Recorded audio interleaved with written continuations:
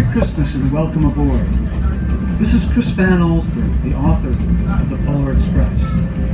Thank you for coming along on this magical journey to the North Pole. As we roll northward, I'd like to tell you the story of what happened to me when I was 8 years old. The story of the Polar Express. Did you watch this in On class Christmas at Eve, school? many years ago, I lay quietly in my bed. I did not rustle the sheets. I breathed slowly and silently. I was listening for a sound a friend had told me I'd never hear.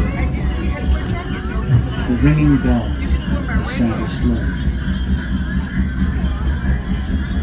There is no Santa, my friend had insisted. But I knew he was wrong. Late that night I did hear sounds, but not of ringing bells. From outside came sounds of hissing steam and squeaking metal.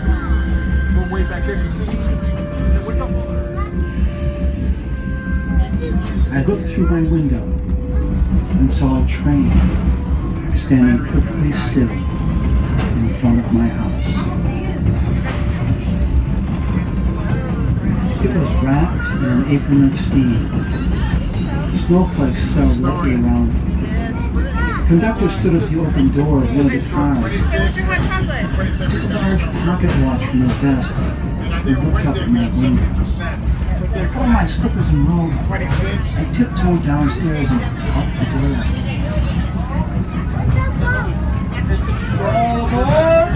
The conductor cried out. I ran up to him. Well, he said, "Are you coming?" Where your foot? Here. I need to stretch my leg. Why to the North Pole, of course? That's his answer. This is the Polar Express. I took his outstretched hand and he pulled me aboard. The train was filled with other children, all in their pajamas and nightgowns. We sang Christmas carols and ate candies with nougat centers as white as snow. We drank hot cocoa as thick and rich as melted chocolate bars.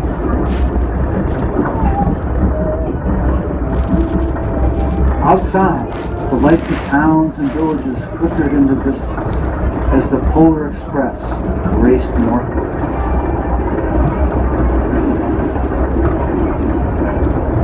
Soon there were no more lights to be seen. We traveled through cold, dark forests where lean wolves roamed and white-tailed rabbits hid from our train as it thundered through the quiet wilderness.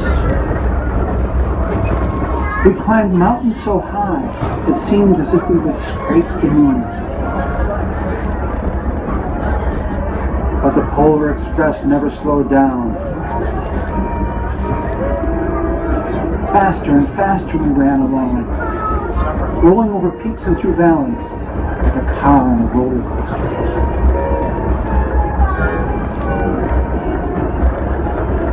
The mountains turned into hills, the hills to snow-covered plains.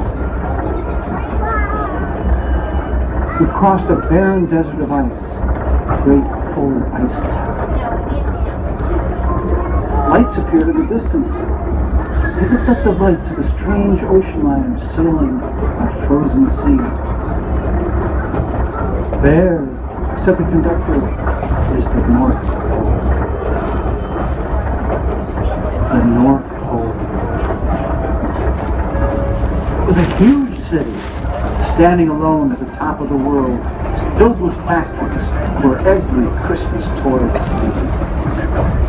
At first we saw no elves. They are gathering at the center of the city, the conductor told us. That is where Santa will give the first gift of Christmas. Who receives the first gift? The conductor answered, "You will choose one of you." "Look!" shouted one of the children, "the elves!" Outside we saw hundreds of elves. As our train came closer to the center of the North Pole, we slowed to a crawl, so crowded were the streets with Santa's helpers. What's that? When the Polar Express could go no farther, we stopped, and the conductor led us outside.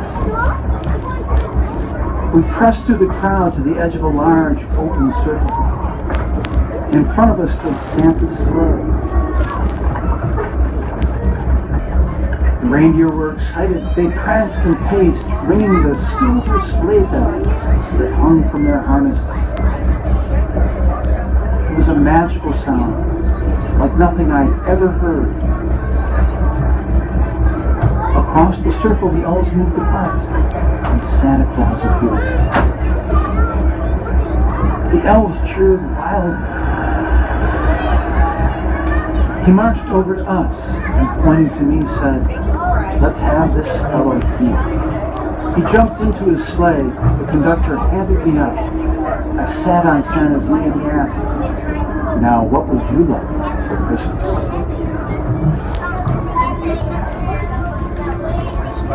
I knew that I could have any gift I could imagine. But the thing I wanted most for Christmas was not inside Santa's giant bag. What I wanted more than anything was one silver bell from Santa's sleigh. When I asked, Santa smiled. Then he gave me a hug and told an elf to cut a bell from the reindeer's harness. The elf tossed it up to Santa. He stood, holding the bell high above him, and called out, "The first gift of Christmas." A clock struck midnight as the elves roared their approval. Santa handed the bell to me and I put it in my bathrobe pocket. The conductor helped me down from the sleigh. An airport. Santa shouted out the reindeer's names and packed his gift. His team charged forward and climbed into the air. Santa circled once above us, then disappeared in the cold, dark, polar sky.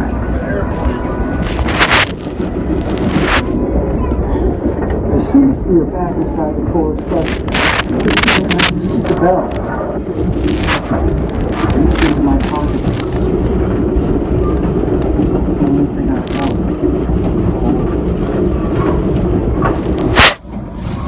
I had lost the silver bell from Santa Claus's sleigh. "Let's hurry outside and look for it," one of the children said. But the train gave a sudden lift and started moving.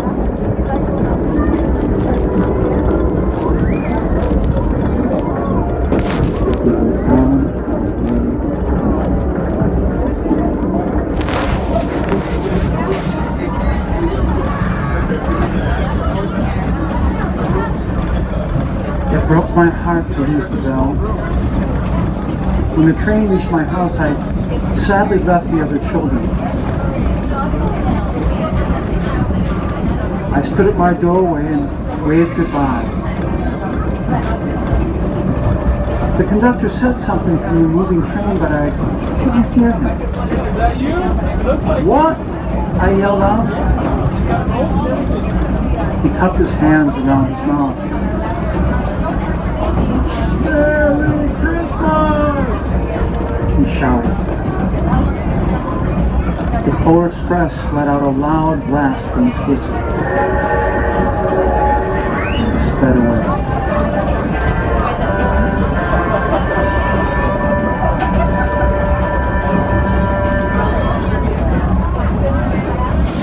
On Christmas morning, my little sister Sarah opened our presents. When it looked as if everything had been unwrapped, Sarah found one last small box behind the tree. It had my name on it. Inside, silver bell. There was a note. Found this on the seat of my sled. Fix that hole in your pocket. Signed, Mr. C. I shook the bell. It made the most beautiful sound my sister and I ever heard. My mother said, "Oh, that's true." "Yes," said my father, "it's broken." When I'd shaken the bell, my parents did not to the side. At one time, most of my friends were here today. But as years passed, we fell silent for all. Even Sarah found one Christmas that she could no longer hear sweet sound. Though I have grown old, the bell still rings for me. It does for all living people.